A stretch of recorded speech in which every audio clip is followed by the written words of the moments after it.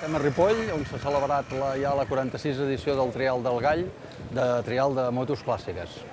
El trial de clàssiques és una espècie de competició-excursió que recorda els pilots que corríem abans amb les motos que corríem abans.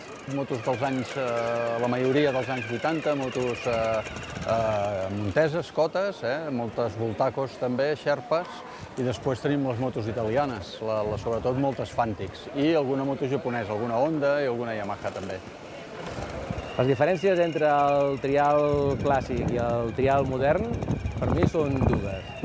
Una, que és el tipus de motos que no et permet fer segons quines zones massa difícils, ja sigui per els frens o les suspensions, però per mi la principal diferència és a l'ambient. Que l'ambient de clàssiques és un ambient d'amistat, de germanor, competència també, però amb molta educació, sense cua, sense colar-se, amb molt respecte uns als altres i molta educació. Que al modern les motos són molt lleugeres, però que al modern tens que anar tot el rato fent canvis. En canvi aquí et pots permetre el giro, que el que tens que saber molt bé en el clàssic és traçar. I en el modern és gas i embrague. Bueno, jo quan era jove vaig córrer trial fins que vaig tindre 20 anys i vaig anar a la universitat, abans ho vaig deixar.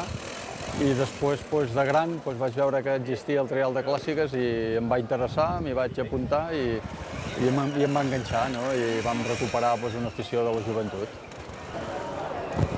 Jo em vaig ficar dintre del món del trial clàssic perquè vaig recuperar una moto que havia guanyat el Campionat d'Espanya el 83 i em va fer il·lusió, vaig provar-ho i vaig veure l'ambient que s'hi respirava aquí i em vaig quedar enganxat.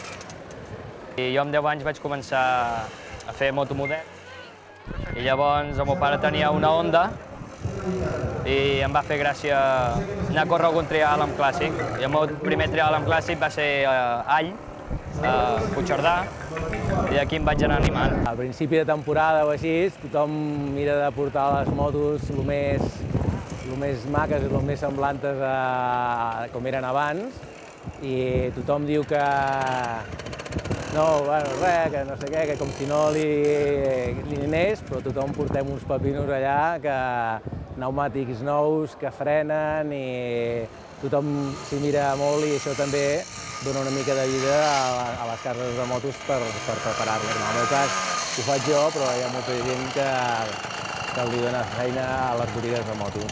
El més petit sóc jo. Ho veig bé, però també valoro molt la gent de més edat que jo, que estigui corrent amb el nivell més d'experts i que ho faci molt bé.